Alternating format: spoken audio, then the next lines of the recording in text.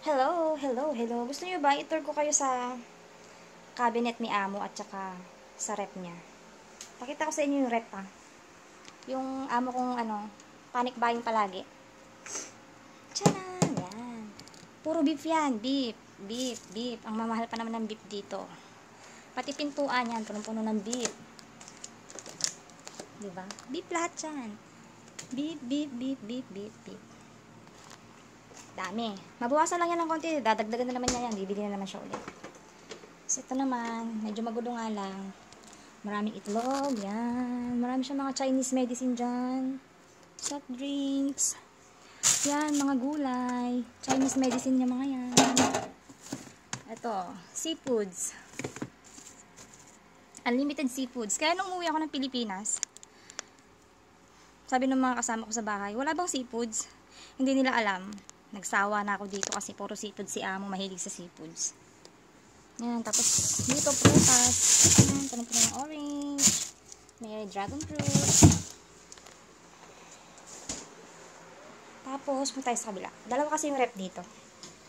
Meron akong isang rep dito na maliit. Dito naman, yan, puro isda. Isda lahat yan. Tapos dito naman, sa baba, puro baboy. Yan. Yan. Tapos dito sa baba niya, minsan mga leftover, mga soup. May prutas din dyan. Tapos may itlog din ulit. Tapos ayan, ayan. Ayan mga cabinet niya. Dami, diba? Yung parang akala mo palagi mauubusan. Tapos ito yung cabinet namin, na mga condiments. Yan. Parang grocery store lang ang peg. Mga soy sauce, mga pang hotpot.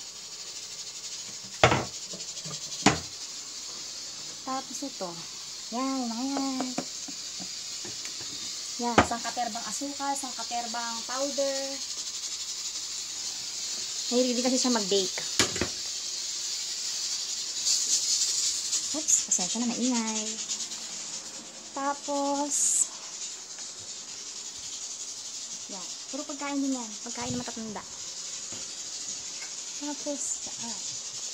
Yan. Ito yan. Ito ba yan?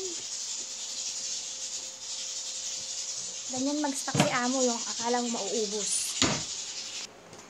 Sana all, diba? Sana all ganun karami ang laman. Eh, sa atin naman kasi hindi natin magawa yan kasi naka-budget lang ang pera. Tsaka, dito kasi, hindi sila yung mayat maya luto.